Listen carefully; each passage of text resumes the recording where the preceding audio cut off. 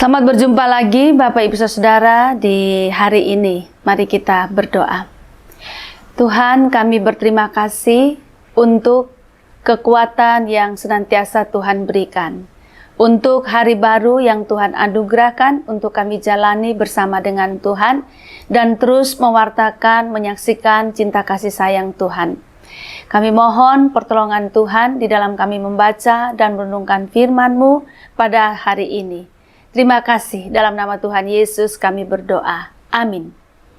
Bapak Ibu, saya mengajak kita untuk membaca dari kitab Keluaran pasal 40 ayat 12 sampai ayat 15.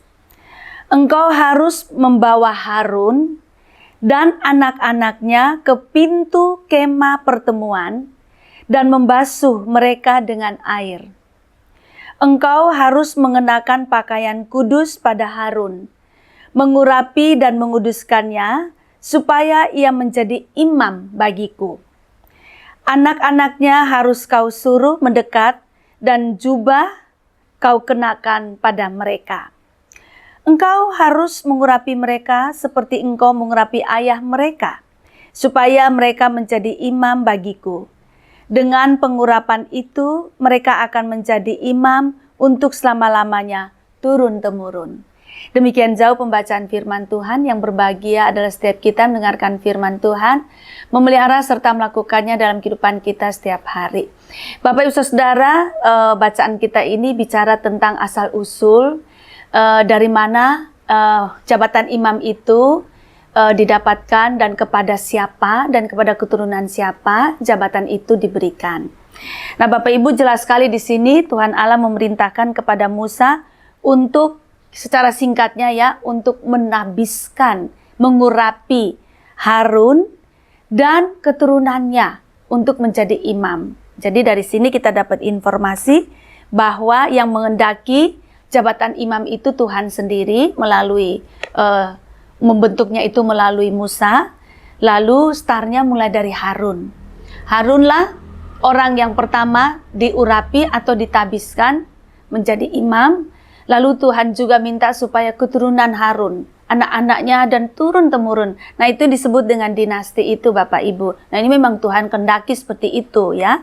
Jadi jabatan imam itu diwariskan dari orang tua kepada anak-anaknya, cucu-cucunya, keturunan-keturunannya.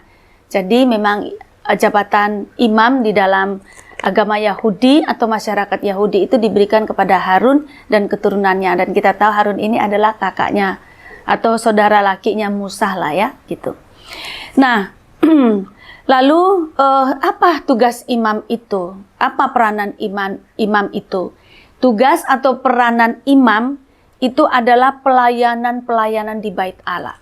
Jadi semua pelayanan di Bait Allah itu adalah tugas, tanggung jawab dan dilaksanakan oleh para imam ya.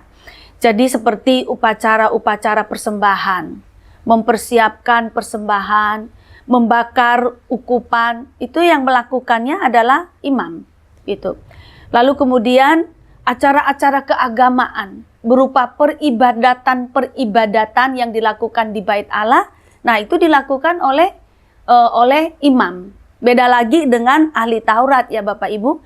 Ahli Taurat itu tugas mereka adalah mengajarkan hukum-hukum Tuhan.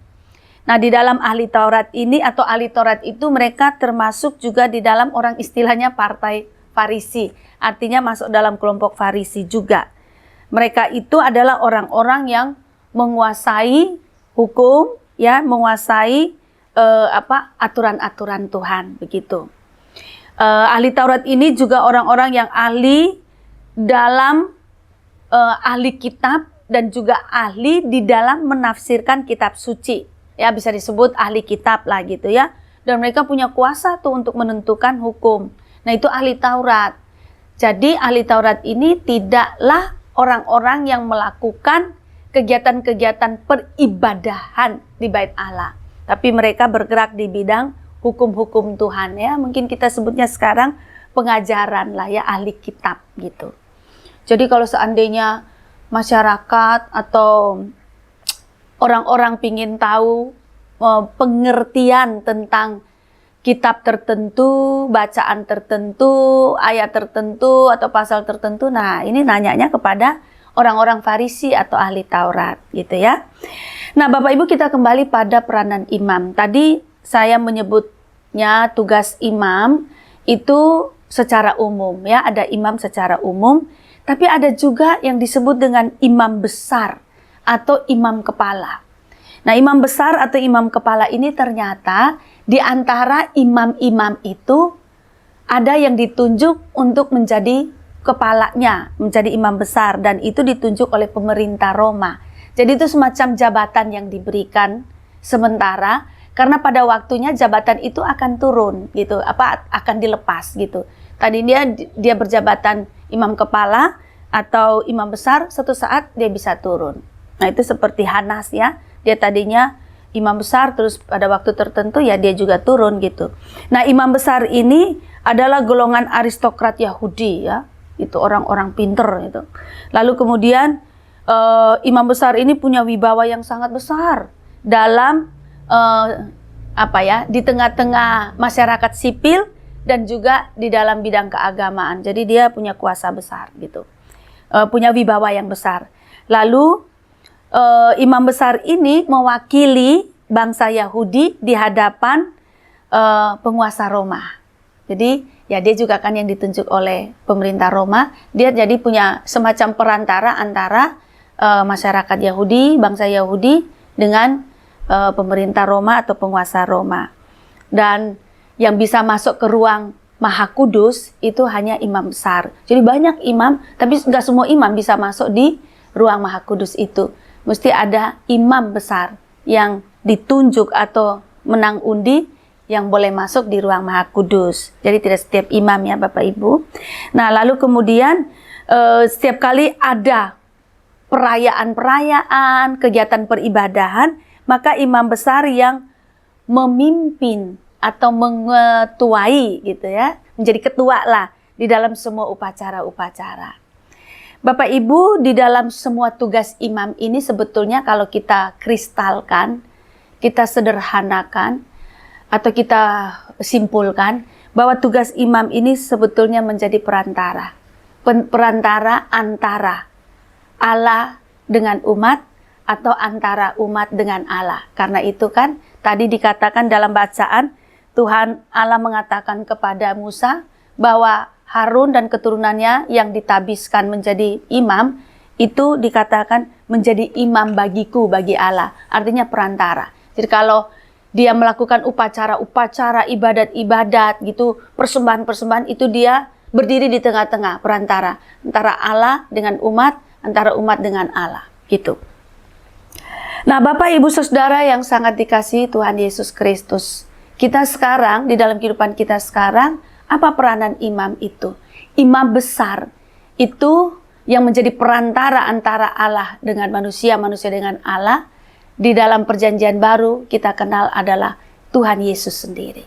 Tuhan Yesus itu adalah imam besar.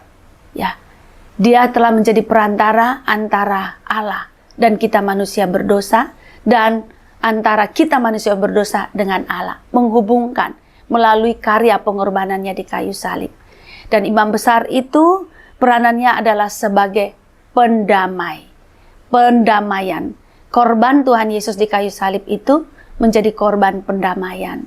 Nah, Bapak Ibu Saudara yang dikasihi Tuhan, kita bersyukur di dalam Tuhan Yesus kita dapat berjumpa dengan Allah. Dan Allah menjumpai kita melalui Tuhan Yesus. Tanda kehadiran Allah di dalam kehidupan kita. Nah, Bapak Ibu Saudara, selanjutnya apa peranan kita? Kita juga bisa menjadi imam nggak? Bisa. Setiap kita bisa menjadi imam. Kita menjalankan tugas keimaman. Artinya kita menjadi perantara antara Allah dengan sesama kita dan antara sama kita dengan Allah. Contohnya seperti apa? Ya contohnya seperti ketika dikatakan bahwa suami yang beriman dapat menyelamatkan istri yang tidak beriman.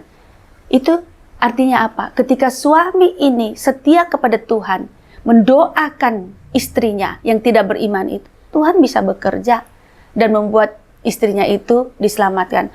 Atau istri yang beriman dan setia kepada Tuhan, sedangkan suaminya enggak, suaminya malas-malas, tidak peduli dengan Tuhan, tidak peduli dengan persembahan, istri bisa menjadi imam, mendoakan suaminya, menangisi suaminya di hadapan Allah, dan mohon belas kasihan Allah untuk suaminya. Lalu suatu saat suaminya bertobat dan seterusnya. Bisa Bapak Ibu.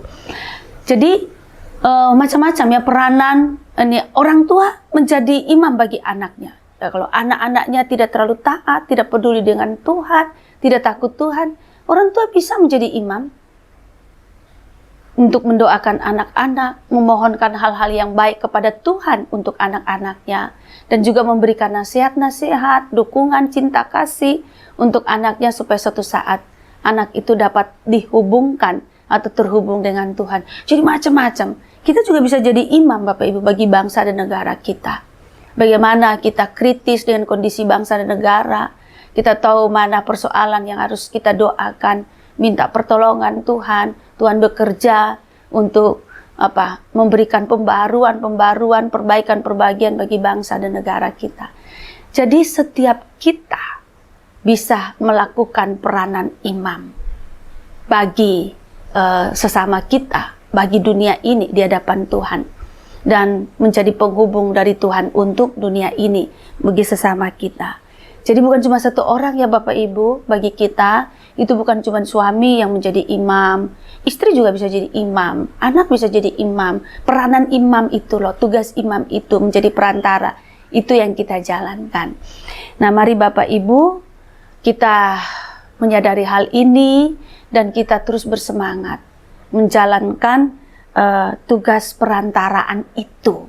Tuhan Yesus telah ada dalam diri kita. Kita juga menjadi perantara untuk Tuhan kepada dunia, dunia kepada Tuhan. Supaya terus terjadi reformasi, pembaharuan, perbaikan-perbaikan di dalam kehidupan kita bersama di dunia ini. Mulai dari dalam keluarga kita, dalam gereja kita, dan kemudian tengah masyarakat. Tuhan menolong kita semua. Amin. Mari kita berdoa. Bapa di surga, terima kasih Tuhan Yesus telah menjadi perantara kami, sehingga kami memperoleh pengampunan keselamatan dari Bapa di surga melalui pengorbanan Tuhan Yesus. Kami wajib untuk melanjutkan apa yang telah Tuhan Yesus berikan kepada kami. Kami juga bersedia menjadi perantara bagi sesama kami di dunia ini kepada Tuhan, dan juga membawa hal-hal baik dari Tuhan, cinta kasih Tuhan, pengampunan Tuhan, kuasa Tuhan, kehadiran Tuhan, kesabaran Tuhan, dan seterusnya untuk dunia ini. Terima kasih. Di dalam nama Tuhan Yesus kami berdoa. Amin.